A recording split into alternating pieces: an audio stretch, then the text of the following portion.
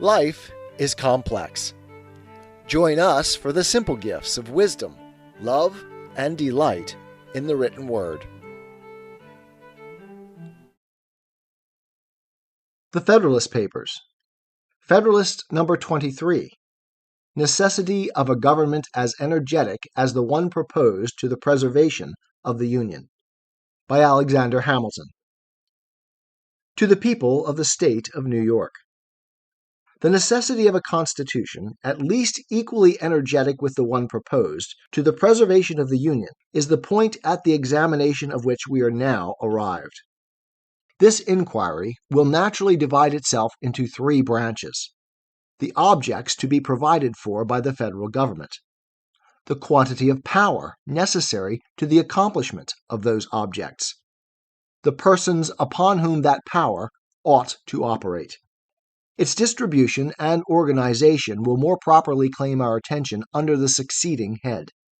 The principal purposes to be answered by union are these: the common defense of the members, the preservation of the public peace, as well against internal convulsions as external attacks, the regulation of commerce with other nations and between the states, the superintendence of our intercourse, political and commercial, with foreign countries. The authorities essential to the common defense are these: to raise armies, to build and equip fleets, to prescribe rules for the government of both, to direct their operations, to provide for their support. These powers ought to exist without limitation, because it is impossible to foresee or define the extent and variety of national exigencies, or the correspondent extent and variety of the means which may be necessary to satisfy them. The circumstances that endanger the safety of nations are infinite, and for this reason no constitutional shackles can wisely be imposed on the power to which the care of it is committed. This power ought to be coextensive with all the possible combinations of such circumstances, and ought to be under the direction of the same councils which are appointed to preside over the common defense. This is one of those truths which, to a correct and unprejudiced mind, carries its own evidence along with it, and may be obscured, but cannot be made plainer by argument or reasoning. It rests upon axioms as simple as they are universal. The means ought to be proportioned to the end. The persons from whose agency the attainment of any end is expected ought to possess the means by which it is to be attained. Whether there ought to be a federal government entrusted with the care of the common defense is a question in the first instance open for discussion. But the moment it is decided in the affirmative, it will follow that the government ought to be clothed with all the powers requisite to complete execution of its trust. And unless it can be shown that the circumstances which may affect the public safety are reducible within certain determinate limits, unless the contrary of this position can be fairly and rationally disputed, it must be admitted as a necessary consequence that there can be no limitation of that authority which is to provide for the defense and protection of the community in any matter essential to its efficacy, that is, in any matter essential to the formation, direction, or support of the national forces. Defective as the present Confederation has been proved to be, this principle appears to have been fully recognized by the framers of it, though they have not made proper or adequate provision for its exercise. Congress have an unlimited discretion to make requisitions of men and money, to govern the army and navy, to direct their operations. As their requisitions are made constitutionally binding upon the states, who are in fact under the most solemn obligations to furnish the supplies required of them, the intention evidently was that the United States should command whatever resources were by them judged requisite to the, quote, common defense and general welfare. It was presumed that a sense of their true interests, and a regard to the dictates of good faith, would be found sufficient pledges for the punctual performance of the duty of the members to the federal head. The experiment has, however, demonstrated that this expectation was ill-founded and illusory, and the observations made under the last head will, I imagine, have sufficed to convince the impartial and discerning that there is an absolute necessity for an entire change in the first principles of the system. that if we are in earnest about giving the Union energy and duration, we must abandon the vain project of legislating upon the states in their collective capacities. We must extend the laws of the federal government to the individual citizens of America. We must discard the fallacious scheme of quotas and requisitions as equally impracticable and unjust. The result from all this is that the Union ought to be invested with full power to levy troops, to build and equip fleets, and to raise the revenues which will be required for the formation and support of an army and navy in the customary and ordinary modes practiced in other governments.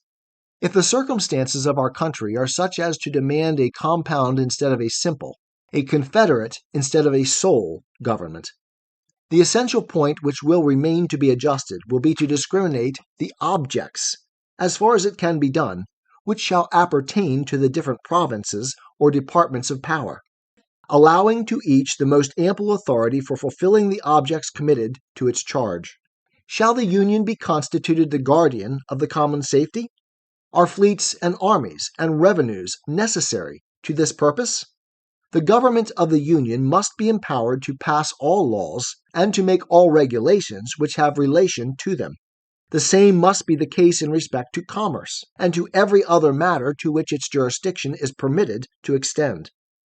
Is the administration of justice between the citizens of the same state the proper department of the local governments?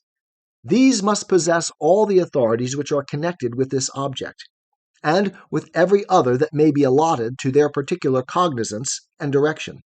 Not to confer in each case a degree of power commensurate to the end would be to violate the most obvious rules of prudence and propriety, and improvidently to trust the great interests of the nation to hands which are disabled from managing them with vigor and success. Who is likely to make suitable provisions for the public defense, as that body to which the guardianship of the public safety is confided? Which, as the center of information, will best understand the extent and urgency of the dangers that threaten? As the representative of the whole, will feel itself most deeply interested in the preservation of every part? Which, from the responsibility implied in the duty assigned to it, will be most sensibly impressed with the necessity of proper exertions? And which, by the extension of its authority throughout the United States, can alone establish uniformity and concert in the plans and measures by which the common safety is to be secured?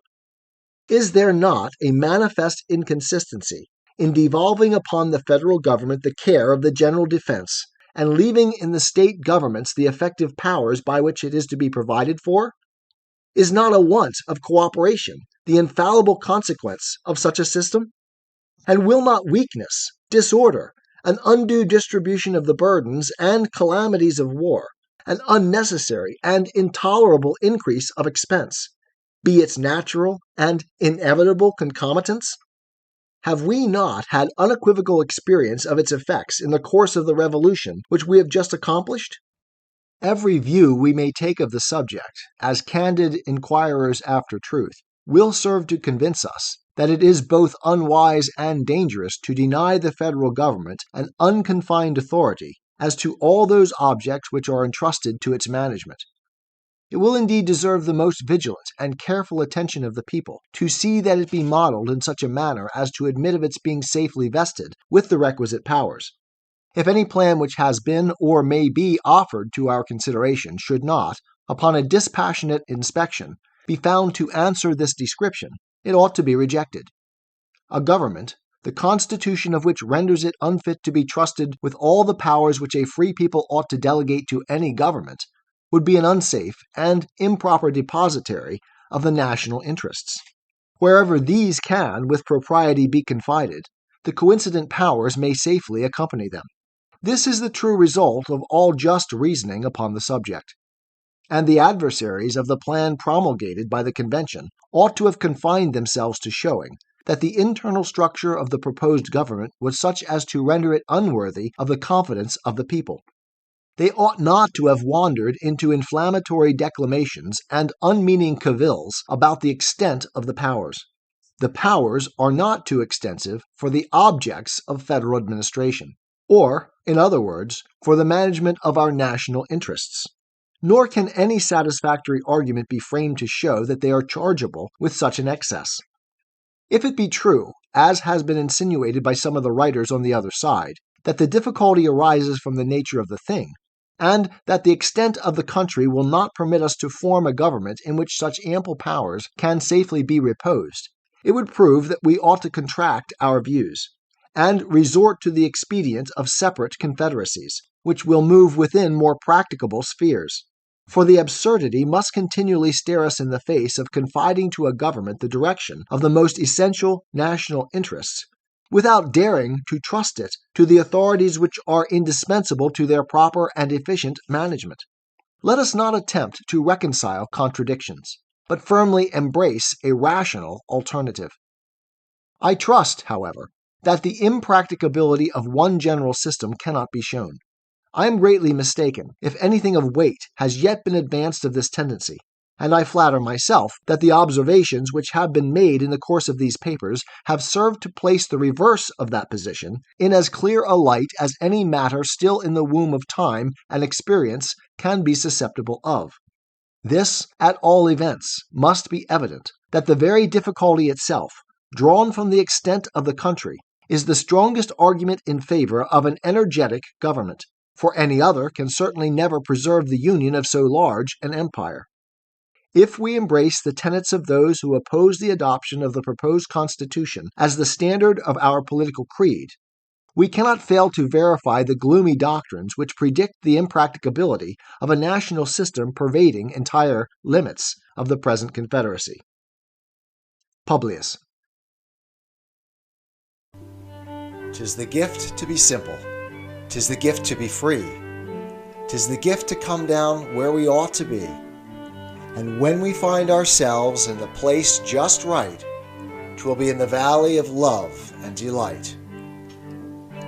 When true simplicity is gained, to bow and to bend, we will not be ashamed. To turn will be our delight, till by turning, we come round right.